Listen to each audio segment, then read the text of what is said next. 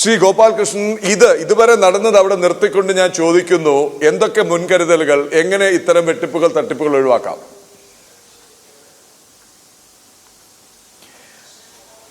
അത് ഞാൻ വേറൊരു അവസരത്തിൽ പറയാം. കാര്യം ഞാൻ അത് ദീർഘമായിട്ട് സംസാരിക്കേണ്ടിയിരിക്കുന്നു. എന്തൊക്കെ ചെയ്യണം ഈ വെട്ടിപ്പ് തടയാൻ എന്നുള്ളത് എനിക്ക് ഒരു മിനിറ്റ് കൊണ്ട് തീരില്ല. എനിവേ ചുരുക്കത്തിൽ എനിക്ക് പറയാനുള്ളത്, ഈ ബോസ്നിയ ആൻഡ് ഹെർസഗോവിന എന്ന യൂറോപ്പിലെ ഒരു രാഷ്ട്രമാണ്. അവിടെ ഈ ജനോസൈഡ് നടന്നു.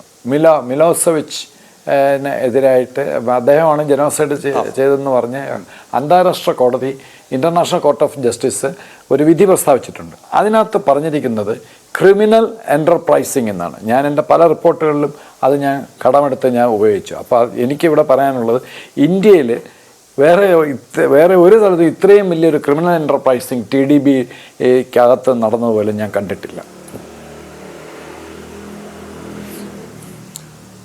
റൈറ്റ്. ശ്രീ വി ഗോപാലകൃഷ്ണൻ, കാര്യം അങ്ങ് വെളിപ്പെടുത്തിയ കാര്യങ്ങൾ, അങ്ങ് വിളിച്ചു പറഞ്ഞ കാര്യങ്ങൾ, ഞെട്ടിക്കുന്ന കാര്യങ്ങൾ കൂടി ഈ ഹൈക്കോടതിയുടെ ശ്രദ്ധയിൽപ്പെടുമെന്നും അങ്ങ് ചൂണ്ടിക്കാട്ടിയ വളരെ പ്രസക്തമായ ചില കാര്യങ്ങൾ, വിരമിച്ചു പോയവർ രക്ഷപ്പെട്ടു എന്ന് കരുതാതെ നിർണായക സ്ഥാനങ്ങളിലിരുന്നവർ, പങ്ക് വഹിച്ചവർ, ഉത്തരവാദിത്വം വഹിച്ചവരുടെ സ്വത്ത് വകകൾ പരിശോധിക്കുക, അവരുടെ വളരെ ന്യായമായ സ്രോതസ്സിനപ്പുറത്തേക്ക് എത്ര സ്വത്ത് സമ്പാദിച്ചു എന്ന് കണ്ടെത്തുക.